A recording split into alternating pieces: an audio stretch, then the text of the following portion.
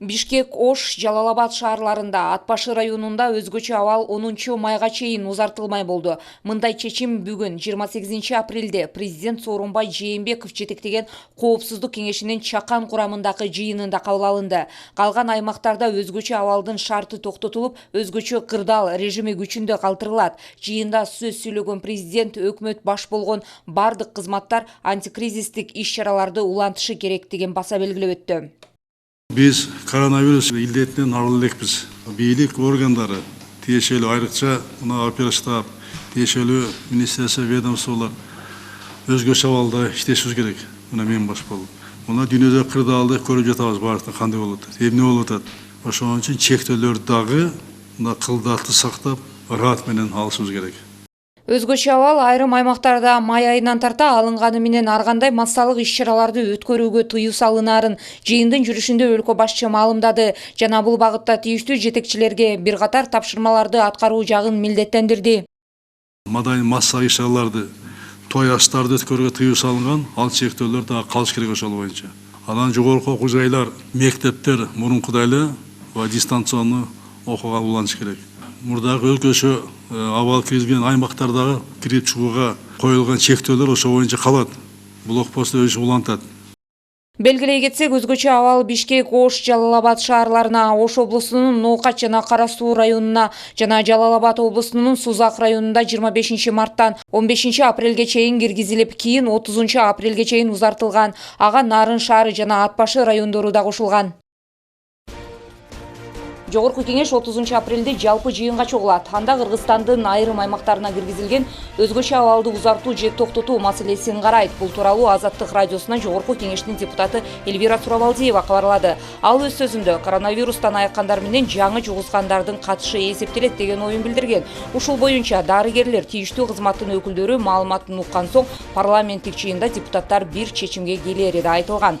Белгилей кетсек, 25 марттан 15 апрелге чейин Бишкек, Ош жана Жалал-Абад шаарларынын, Ош облусунун Ноокат, Кара Суу райондорунун, Жалал-Абад областынын Сузак районунун аймактарына өзгөчө абал киргизилген болсо, кийинчерээк алардын катарына Нарын шаары жана Ат башы райондору да кошулган. 28 апрель COVID-19 илдетин жаңы 13 учуру катталса, дарыланып жаткан бейтаптардын 21 айыгып чыкты. Алардын арасында 9-у Жалал-Абад областынын ооруканаларынан чыккандар. Бул тууралуу бүгүн онлайн брифинг учурунда Саламаттык сактоо министринин орун басары кабарлады. Бир сутка ичинде жалпысынан 21 бейтап ооруканадан айыгып чыгарылды. Бишкек шаарынан 3, Ош шаарынан 2, Ош областынан 1, Жалал-Абад областынан 9 бейтап, Нарын областынан 1, Ысык Көл областынан 4, Баткен областынан 1 бейтап кайталанган анализдердин жыйынтыктары менен айыкты деп ооруканалардан чыгарылды. Жалпы республика боюнча бүгүнкү күнгө чейин 416 бейтап айыгып ооруканадан үйлөрүнө кайтышты. Учурда станционарда 284 оорулуу дарыланып жатса, алар менен алакада болгон адамдардын саны 2600-дү түздү. Эң башкысы аталган илде жайылган башка мамлекеттерге салыштырмалуу анда каза тапкандардын саны Кыргызстанда бир топко төмөн. 28 апрелге карата стационарларда 284 пациентибиз бар. Алардын ичинен 217 пациент канааттандырарлык абалда турат, 55 орточо абалда жана 12 пациент оор абалда болуп, булардын ичинен 6 реанимация бөлүмдөрүндө жатат, 5 республикалык клиникалык инфекциялык ооруканасында, бирөөсү Ноокат районунда. 8 учурда адам өлүмү катталып, 1% түздү. Бул инфекциядан ооруп көз жумгандардын саны алыскы чет өлкөлөргө караганда Кыргызстанда аз. Айта кетсек, Кытайда 5,5% болгон, Италияда 13,3% түзгөн, Индияда бүгүнкү күндө 10,4% түзүп турган кези. Кыргызстанда коронавирус бир катар шаарлар, райондордо катталды. Аны менен катар көпчүлүк аймактарда алдын алуу иш-чаралары жакшы жүргөндүктөн COVID-19 пандемиясы жайылган жок. Бирок ага карабай учурда республиканын бардык жеринде күчөтүлгөн таризде алдын алуу иштери жүргүзүлүп келет. Талас областында бүгүнкү күнү абал туруктуу, тынч болду. Бул жерге жанакындай четтен келип калган, контакта болгон учурлар дагы ал жерде болгон. Бирок көп учурда ушул контакт болуп келип, жанакындай анализдери чыгып калганы ошо Бишкек шаарында болуп калды. Анткени бул жерден обсервациядан ошол тийиштүү шарттарды көрүп, убагында лабораторияны ишке салып, убагында жугузуп алгандарды ошо табылып, ушул жерде кармап калганга жетиштик деп да айтсак болот. Бирөөсүнөн, экинчиден ошол жерде көзөмөлдү дагы катуу жүргүзүштү. Болгон талаптардын баарын аткарганга аракет кылып, ошо областтык штабтагы аябай ишин өзүнүн мындай координациясы аябай бек болуп, жакшы жумуш жүрдү деп айтсак да болот. Белгилей кетсек, Кыргызстанда алгачкы жолу коронавируска кабылган бейтап 16 мартта катталган. Бүгүнкү күндө аталган илдет 708 адамдан аныкталды. Алардын 416сы айыгып чыккан, 8 адам аталган илдеттен көз жумду.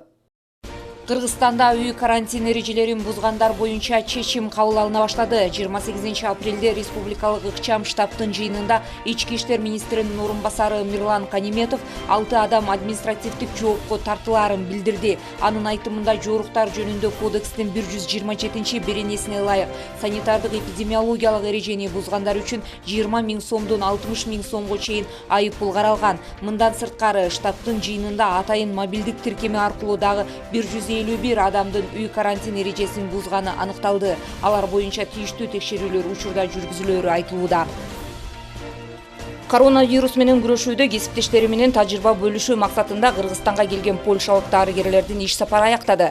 Бул тууралуу Саламаттык сактоо министрлигинен кабарлашты. Алар республикалык жугуштуу оорулар клиникалык ооруканасында, Ош облустук аралык бириккен клиникалык ооруканасында, Жалал Абад облустук клиникалык ооруканасында, аны менен катар Ноокат, Сузак, өзгөн аймактык ооруканаларында 10 күн бою иштешкен. Белгилей кетсек, польшалык медиктерди жетектеп келген координатор кыргызстандык дарыгерлердин даярдыгы мыкты экенине токтолуп, ооруканаларда медициналык кызматкерлер коронавирус жуктургандар менен иштөөсү талаптарга толук жооп берерин айткан. Эске салсак, 19 апрель күнү COVID-19 илдети менен күрөшүүгө жардам берүү үчүн аталган мамлекеттен 8 дарыгер келген болчу.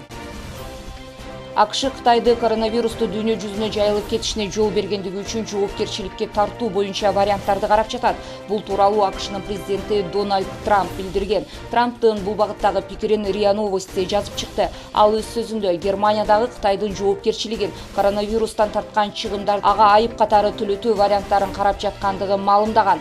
АКШлык журналисттердин айтымында Германия чыгымдын ордун толтуруу максатында Кытайдан 30 миллиард евро талап кылууда деп айтылат. Эске салсак, АКШнын ЖМКлары эң биринчи COVID-19 илдетин жуктурган адам Ухан шаарындагы вирусология институтунун лабораториясында иштегенин айтып чыгышкан болчу. Өкмөт коронавирус менен күрөшүүдө иш-чараларды каржылоо үчүн жеке жана юридикалык жактардан атайын эсепке канча каражат түшкөндүгүн маалымдады.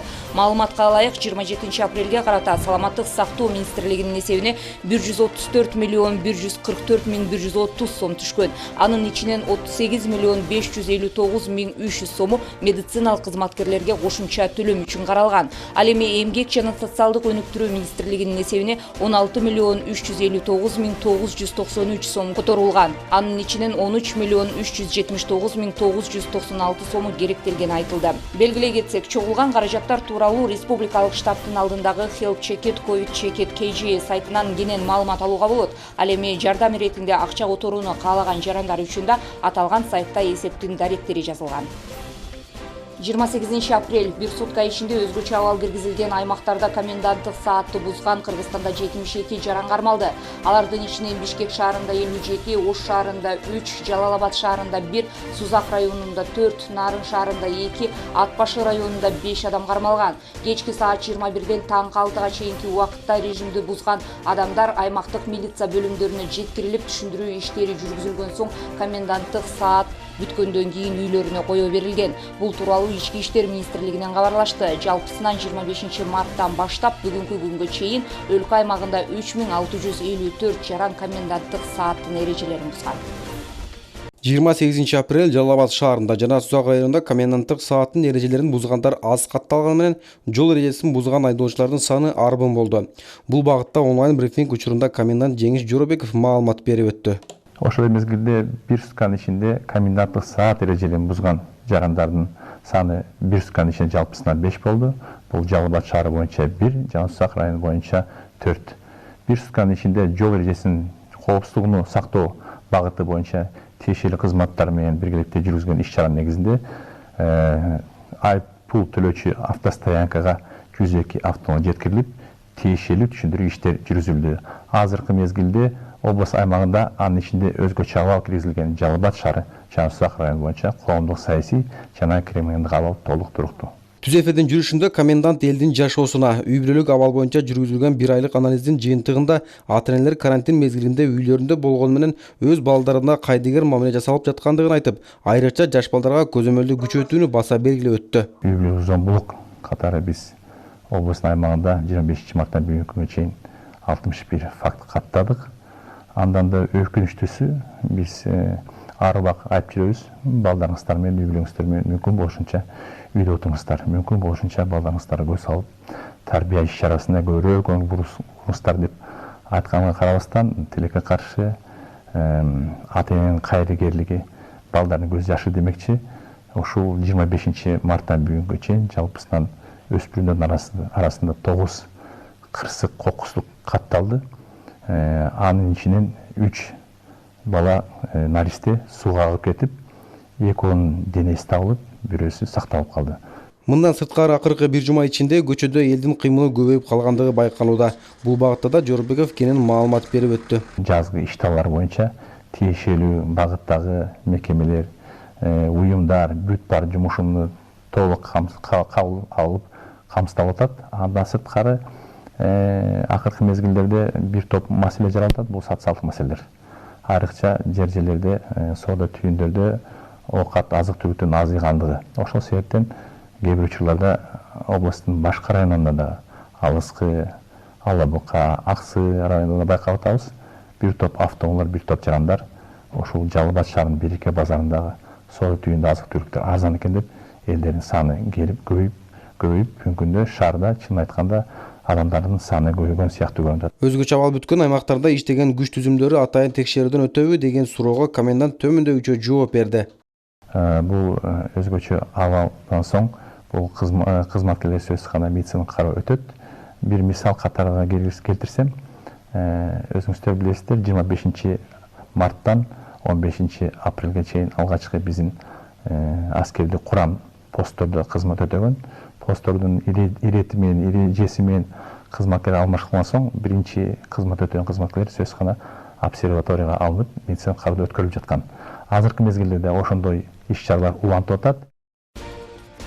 28 апрель бүгүн Манас эл аралык аэропорту Орусиянын Екатеринбург шаарынан келген чартердик рейсти тосуп алды.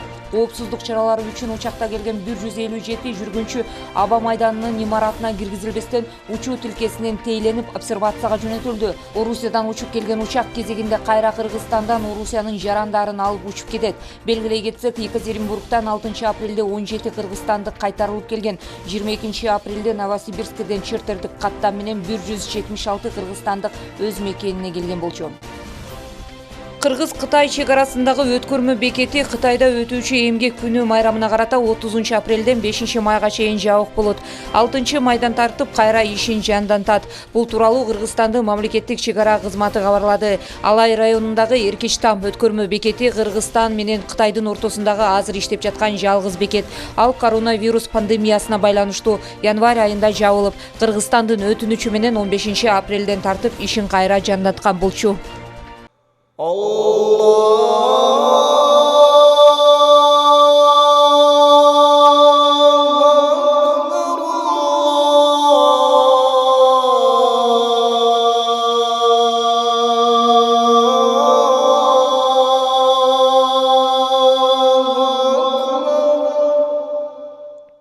Негизги ал мезгилдеги маселе бул жалпы биздин шаардагы жана Сахардагы мешіттерінің жұмыс алып баруысы.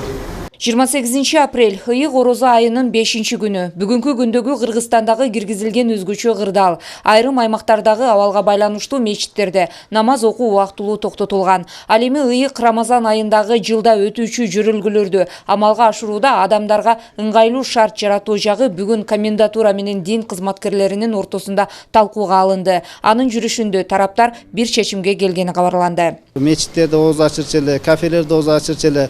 Ошолар эми мечиттер азыр жабык, кафелер жабык. Эми бизде азыр штабта кайрымдуулук иш-чара түзүлүптүр, жамаат.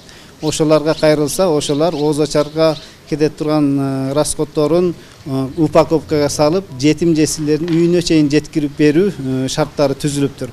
Эң башкысы учурда элдин саламаттыгы үчүн өзгөчө кырдаалдын талаптарын так сактоо мезгил талабы болуп турат. Андыктан ага жалпы жамаат кол кабыш кылуусу абзел. Комендант тарабынан айтылган мындай сунушту дин кызматкерлеринин баары кош колдоп кубатташканын жашырышкан жок.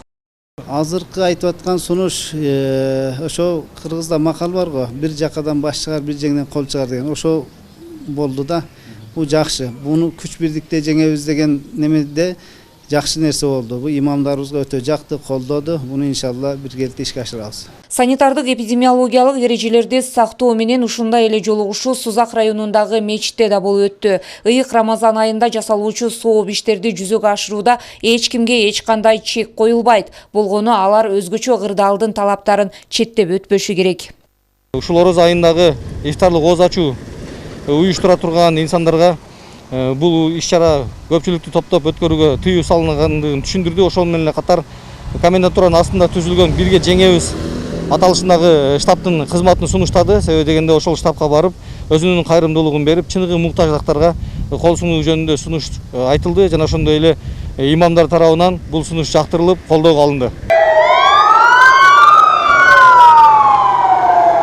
Белгилей кетсек, Кыргызстанда COVID-19 илдетин коомчулукка жайылтпоо максатында 25 марттан тарта өлкөнүн айрым аймактарына өзгөчө абал режими киргизилген. Ал эми бүгүн 28 апрель күнү президент Сооронбай Жээнбеков катышкан коопсуздук кеңешинин чакан курамындагы жыйынында Бишкек, Ош, Жалал-Абад шаарларында жана Ат Башы районунда 10 майга чейин өзгөчө абалды узартуу боюнча чечим кабыл алынды. Мындан сырткары мамлекет башчы айрым чектөөлөр алынганы менен той аштарга жана башка эл көп чогулуучу иш-чараларга салынган тыюу азырынча өз күчүндө экендигин маалымдаган. Бул тууралуу президенттин басма сөз кызматынан кабарлашты.